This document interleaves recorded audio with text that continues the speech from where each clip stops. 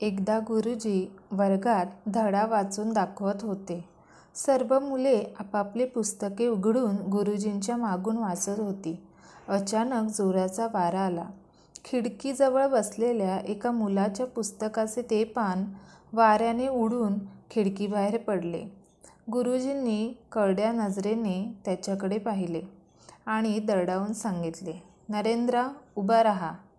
मी वाचलेला मजकूर मला पुन्हा वाचून दाखव." पुस्तकाचे पान तर फाटले होते. गुरुजींनी वाचून दाखविलेला तो कागद वाऱ्याने उडूनही गेला होता. आता नरेंद्रला शिक्षा होणार असे मुलांना वाटले. पण नरेंद्र शांतपणे उभा राहिला. त्या पानावरचा मजकूर त्याने जसाच्या तसा बोलून दाखवला. सगळा वर्ग चकित झाला. गुरुजींनी प्रेमभराने त्याला जवळ घेतले. त्याची एकाग्रता, स्मरणशक्तीचे कौतुक करून त्याला नवीन पुस्तकही बक्षीस दिले. हा नरेंद्र म्हणजे आपले स्वामी विवेकानंद. 12 जानेवारी हा त्यांचा जन्मदिवस.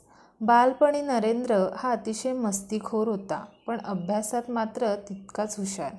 वाचन, पाठांतर, मैदानी खेळ, कुस्ती हे त्याचे आवडते छंद. नरेंद्रचे वडील विश्वनाथ बाबू दत्त हे कोलकात्याचे नावाजलेले वकील होते. ते कोर्टात जाताना 4 चाकाच्या घोड्याच्या बग्गीतून जात. आज जसे मोटारगाडीतून श्रीमंत लोक जातात तसे. त्या काळी बग्गीतून फिरणे प्रतिष्ठेचे मानले जाई. त्यांच्याकडे बग्गी हाकणारा एक नोकर होता. पांढरा शुभ्र कडक इस्त्रीचा गणवेश घालून तो रुबाबदार वाटे. त्याच्याकडे नरेंद्र कौतुकाने पाहत राही. आपला मुलगा शिकून खूप मोठा वकील व्हावा असे विश्वनाथ बाबूंना नेहमी वाटे. एकदा वडिलांनी नरेंद्रला प्रेमाने जवळ बोलावले व कौतुकाने त्याला विचारले, "बाळ नरेंद्र, मोठेपणी तुला कोण व्हावेसे वाटते?" नरेंद्र पटकन म्हणाला, "मी मोठा झाल्यावर घोडे हाकणारा बग्गीवान होणार." त्यावर वडिलांनी काही न बोलता त्याला माझघरात नेले. भिंतीवर अर्जुनाचा रथ हाकणाऱ्या श्रीकृष्णाचे चित्र होते. त्या चित्राकडे बोट दाखवत ते म्हणाले, "बाळ, तू बग्गीवाला बन, पण या श्रीकृष्णासारखा. अज्ञानी लोकांना दिशा आणि चुकलेल्यांना मार्ग दाखवणारा मार्गदर्शक बन." पुढे आपल्या वडिलांचे बोल त्याने जीवनात सार्थ करून दाखवले. नरेंद्राने अनेक धर्मग्रंथांचा अभ्यास केला. शिक्षण पूर्ण करूनही त्याला कुठे नोकरी मिळेना. वडिलांच्या आणि मोठ्या भावांच्या निधनानंतर घराची सर्व जबाबदारी त्याच्यावर पडली. घराचे वैभव, श्रीमंती लयास गेली. 2 वेळचे जेवण मिळणंही कठीण झाले. देवाकडे काहीतरी मागावं असं त्यांना वाटू लागलं. पण देव नक्की आहे कुठे? देवाच्या दर्शनाची उत्सुकता वाढू लागली. अनेक साधू पंडितांना त्यांनी विचारले, "तुम्ही देवाला पाहिलंय का?" परंतु देवाला प्रत्यक्ष पाहिल्याचे कोणी सांगेना.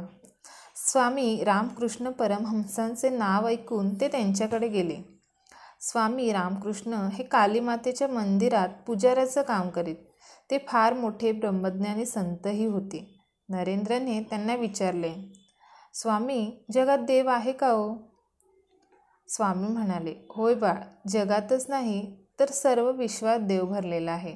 तुम्ही देवाला पाहिलं आहे का? जसा तू मला पाहत आहेस तसा मी देवाला पाहतोय." स्वामीच्या उत्तराने नरेंद्र अत्यंत आनंदित झाला. तो म्हणाला, "मला देवाची भेट घडवा."